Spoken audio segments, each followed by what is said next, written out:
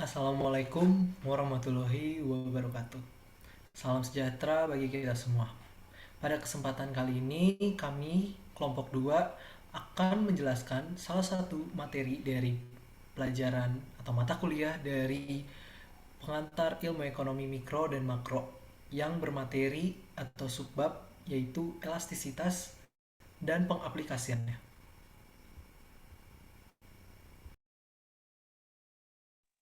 Perkenalkan, nama saya Alvaro Novaluda dengan NPM 12 011 022 0074. Perkenalkan, nama saya Edmond Goklas Juniversitorus dengan nomor pokok mahasiswa 12 011 022 0022. Perkenalkan, nama saya Salwa Fauziah Asyafa dengan NPM 12011 022 0030.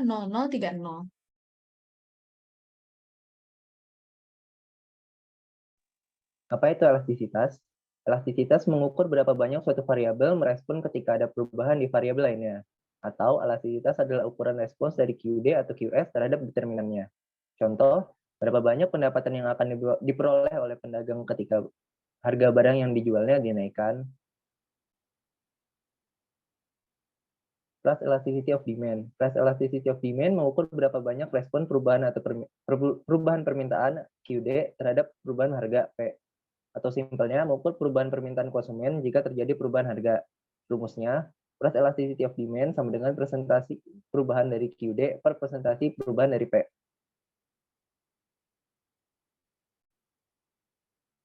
Ini contoh kalkulasinya. Rumusnya seperti yang telah dijelaskan tadi, plus elasticity of demand sama dengan presentasi perubahan dari QD per presentasi perubahan dari P. Perhatikan perubahan P1 ke P2 dan Q1 ke Q2. P1 ke P2 naik 10%, sedangkan Q1 ke Q2-nya turun 15%. Masukkan ke rumus. 15% per 10% sama dengan 1,5. Jadi elastisitasnya 1,5. Nah, sepanjang kurva D, P dan Q bergerak berlawan arah, tapi kita abaikan saja tanda minusnya. Menghitung perubahan persentase. Kita dalam menghitung perubahan persentase ini kita menggunakan midpoint metode, yang mana rumusnya adalah end value atau nilai akhir dikurang start value atau nilai awal per midpoint atau nilai tengah dari nilai akhir dan nilai awal baru dikalikan oleh 100%. Sebagai contoh, kita dapat melihat bahwa ada kurva penjualan permen di sebelah kanan bawah. Itu eh, dari 500 P1-nya berubah menjadi 600. Lalu Q-nya dari 20 ke 15. Nah, baru deh kita langsung masukkan aja ke rumus tadi. Pertama-tama kita pasti menghitung perubahan persenan dari price ini. End value-nya berarti 600 dikurang start value-nya itu 500 per ini ada koreksi 550 dikali 100%, yang nanti hasilnya adalah 15,3%. Lalu perubahan Q persen Q itu kita lihat dari 20 ke 15. Berarti end value-nya itu 20 dikurang 15. 15 adalah start value-nya dibagi midpoint-nya. Midpoint-nya itu berarti nilai tengah dari 15 sama 20 berarti jadi 17,5 dikali 100%. Yang nantinya hasilnya adalah 28,5%. Lalu baru deh kita akhiri dengan rumus elastisitas yang dijelaskan tadi, yang mana persentase Q perubahan persentase Q tadi yang telah kita hitung dibagi perubahan persentase P. Kita masukin saja, berarti 28,5 itu berarti persentase Q dibagi 15,3, yang mana itu persentase perubahan P, yang nantinya sama dengan 1,8. The variety of demand curve. Elastisitas harga permintaan ini sangat berhubungan erat nih dengan kemiringan kurva permintaan. Semakin landai kurvanya, maka semakin besar elastisitasnya. Begitu pula sebaliknya, semakin curam kurvanya, maka semakin kecil nih elastisitasnya. Nah, berikut ini ada 5 klasifikasi atau 5 jenis dari demand curve atau kurva permintaan.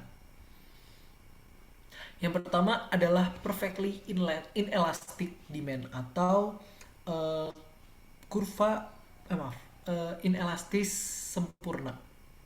Yang mana kurva ini biasanya ditandai dengan vertikal ya. Jadi meskipun harganya itu turun, itu Q-nya itu tidak berubah alias nol. Lalu sensitivitasnya itu tidak ada, dan biasanya elastisitasnya itu adalah nol.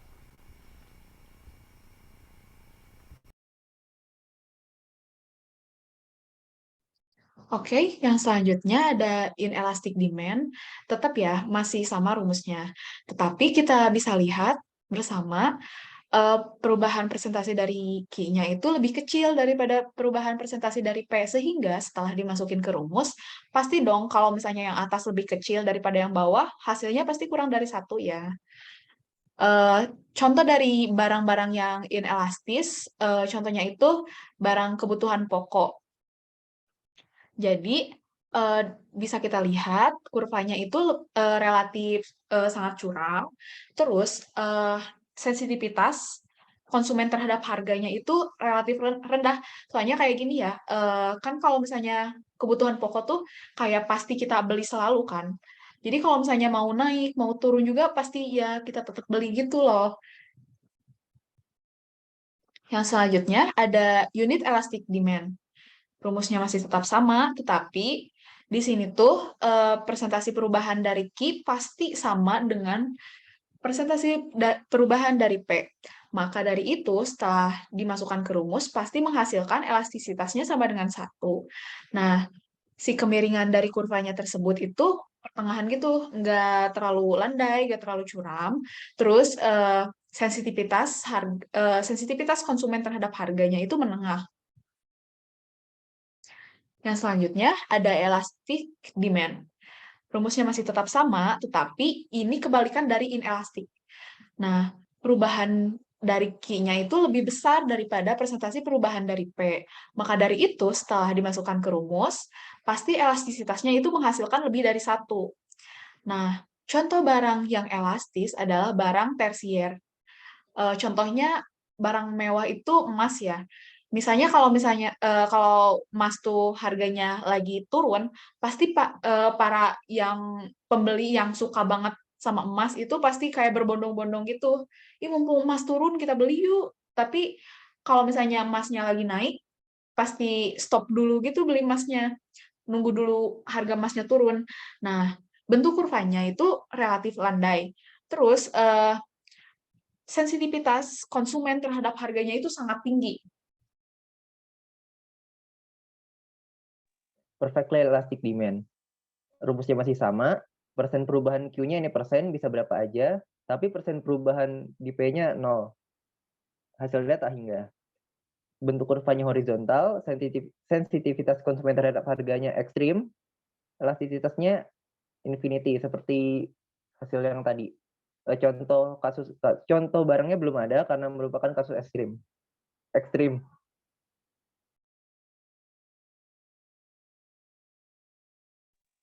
Elasticity of a linear demand curve.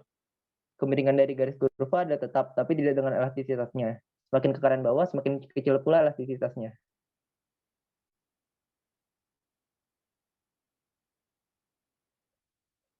Price elasticity of and total revenue. Rumusnya masih sama seperti tadi, ditambah revenue sama dengan P kali Q. Berdasarkan hukum permintaan, jika P naik, maka Q akan menurun. Jika demand elastisitas lebih dari 1, maka persen perubahan Q lebih besar dari persen perubahan di P. Penurunan pendapatan dari Q lebih besar daripada kenaikan pendapatan dari P yang lebih tinggi. Jadi pendapatan berkurang. Jadi jika suatu barang bersifat elastis, kenaikan harga akan menyebabkan penurunan kepada pendapatan. Berdasarkan hukum permintaan, jika P naik, maka Q akan menurun. Jika demand inelastis atau E sama dengan kurang 1, maka persenan perubahan Q lebih kecil daripada persenan perubahan P. Penurunan pendapatan dari Q lebih rendah daripada kenaikan pendapatan dari P yang lebih tinggi. Jadi, pendapatan bertambah. Jadi, kita simpulkan bahwa jika suatu barang bersifat inelastis, maka kenaikan harga akan menyebabkan kenaikan pendapatan. Jadi, untuk memutuskan apakah harga suatu barang harus dinaikkan atau tidak, kita harus melihat dulu nih, apakah sifatnya itu elastis atau lebih dari satu, atau inelastis yang kurang dari satu.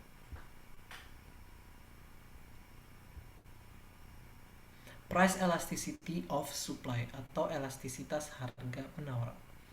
Price elasticity of supply ini bisa dirumuskan yaitu persentasi perubahan dari QS per persentasi perubahan dari P.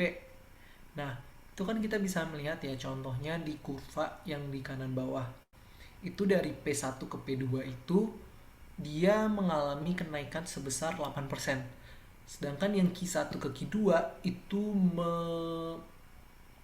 mengalami kenaikan sebesar 16%. Berarti kita masukin aja nih rumusnya yang tadi persentase perubahan dari QS per persentase perubahan dari P. Berarti masukin aja 16% per 8% yang nanti hasilnya adalah 2.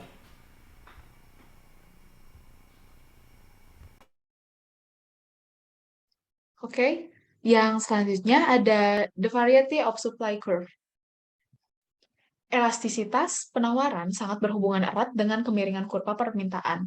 Ini masih hukumnya masih sama ya, kayak yang demand curve. Jadi semakin landai kurva, semakin besar elastisitasnya, dan semakin curam kurva, maka semakin kecil elastisitasnya. Dan berikut ada 5 supply curve, 5 jenis. Yang pertama ada perfectly inelastic. Nah, si rumusnya itu price elasticity of supply sama dengan presentasi perubahan dari Q dibagi presentasi perubahan dari P. Nah, dapat kita lihat peningkatan harga sebesar 10% itu tidak berpengaruh terhadap Q. Q-nya itu tetap 0%. Nah, dapat dihasilkan elastisitas sebesar 0. Kurvanya berbentuk vertikal dan sensitivitas penjual terhadap harga tidak ada sama sekali. Yang selanjutnya ada inelastis dengan rumus yang sama. Dapat kita lihat Q-nya itu naiknya kurang dari P-nya. Maka dari itu setelah dimasukin ke rumus, pastikan kalau misalnya Q-nya kurang dari 10%, tapi P-nya sebesar 10%, kalau dibagiin pasti jadi kurang dari 1 kan. Nah, maka dari itu elastisitasnya sama kurang dari 1. Nah, si kurvanya itu relatif curam. Oh iya, perbedaan dari demand curve sama supply curve. Kalau demand curve itu dari bentuk kurvanya dari kiri atas ke kanan bawah, kalau supply curve dari kiri bawah ke kanan atas. Nah, kalau sekarang sensitivitas penjual terhadap harganya itu relatif lebih rendah. Unit elastik atau elastik uniter, persen change in Q-nya sama dengan change in P-nya, terus bentuk kurvanya landai menengah, seller price sensitivity-nya menengah, elastisitasnya 1. Contoh barangnya barang-barang elektronik. Lalu ada elastik, persen change in Q-nya lebih besar daripada persen change in P, bentuk kurvanya relatif landai, sensitivitas konsumen terhadap harganya relatif tinggi, elastisitasnya lebih dari 1. Contoh barangnya barang-barang mewah.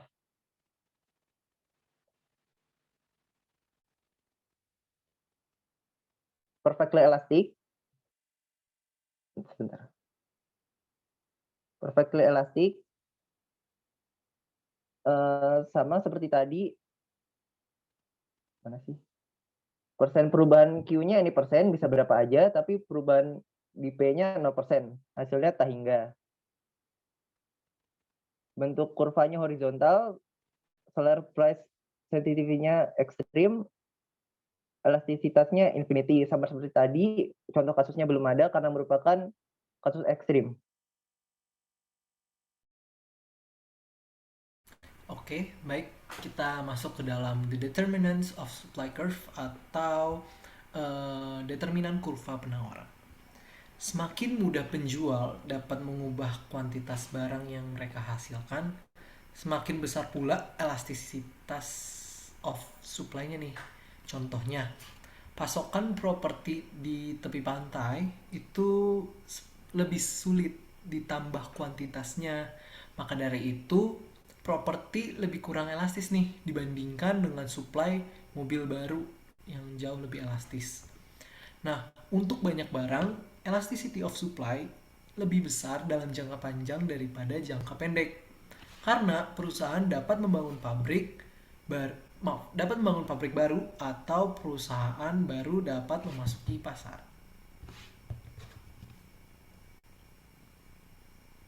Other elasticities. Income elasticity of demand itu adalah mengukur respon KIDE terhadap perubahan pendapatan konsumen. Kita bisa menggunakan rumus income elasticity of demand itu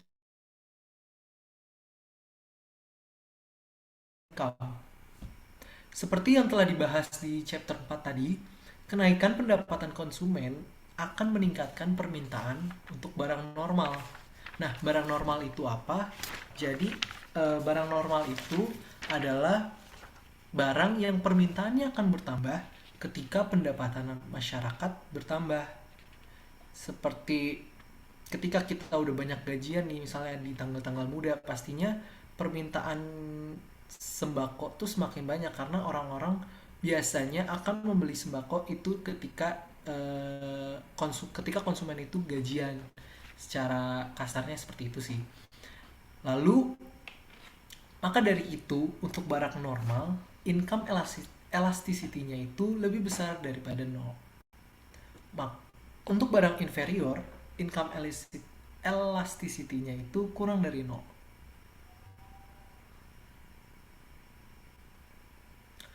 Elastis harga silang dari permintaan atau cross price elasticity of demand itu adalah mengukur respon permintaan suatu barang terhadap perubahan harga barang lain. Kita dapat melakukan rumusnya, yaitu cross price elasticity of demand itu sama dengan perubahan persen dari KIDE for good 1 per perubahan persen price of good 2. Untuk barang substitusi, elastisitas harga silang itu lebih dari 0. Misalnya, kenaikan harga daging sapi nih menyebabkan peningkatan permintaan ayam. Jadi, orang pasti akan memilih daging ayam ketika harga sapi naik. Nah, untuk barang komplement, elastisitas harga silangnya itu kurang dari 0. Misalnya, ketika harga komputer itu naik, maka yang pastinya permintaan perangkat lunak itu turun.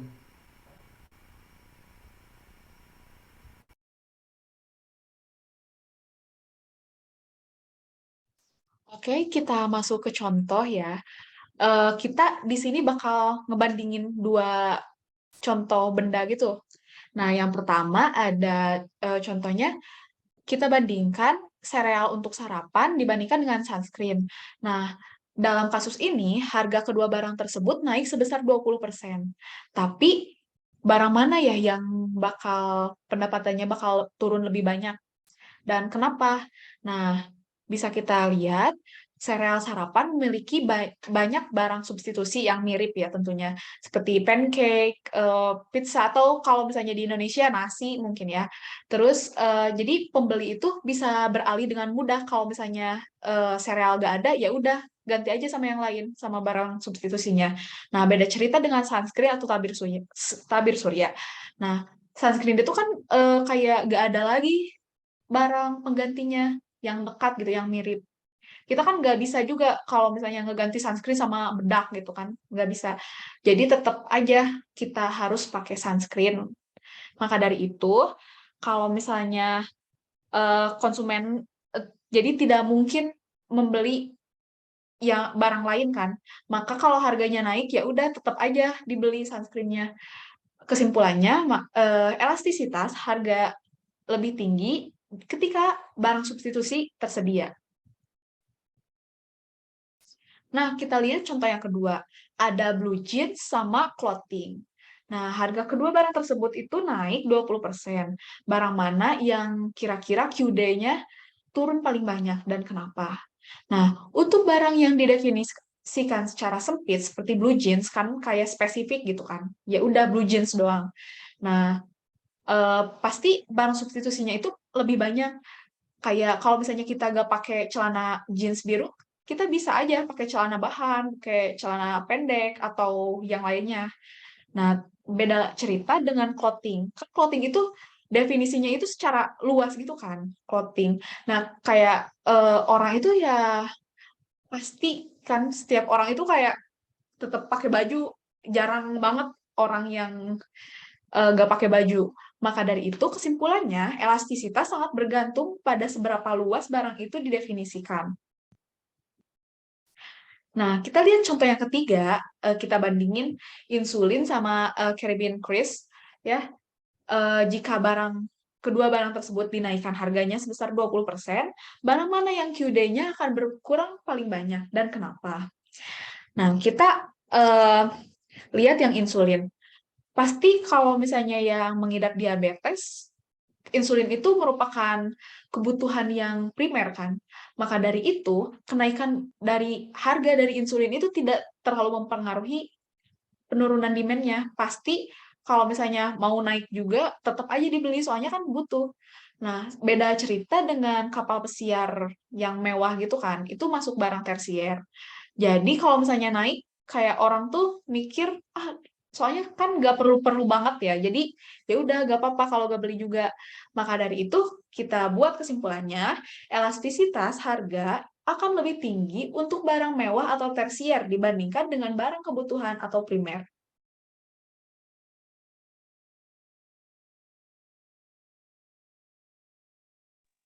Contoh 4, gasolin di dalam jangka pendek dengan gasolin di jangka panjang.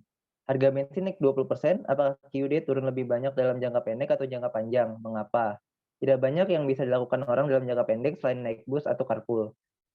Kalau dalam jangka panjang, orang bisa saja membeli mobil yang lebih kecil atau tinggal lebih dekat dengan tempat mereka bekerja. Kesimpulannya, elastisitas harga lebih tinggi dalam jangka panjang daripada jangka pendek.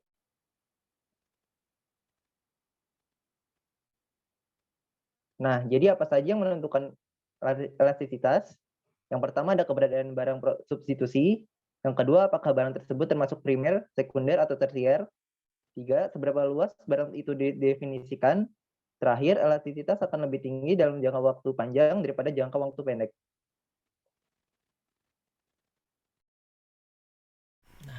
Sekian dari kami, penjelasan kami tentang materi elastisitas dan pengaplikasiannya. Mohon maaf apabila ada kekurangan atau kesalahan kata, dan kami berharap apa yang kami jelaskan bisa menambah wawasan bagi yang menonton ini. Sekian dari kami, wassalamualaikum warahmatullahi wabarakatuh.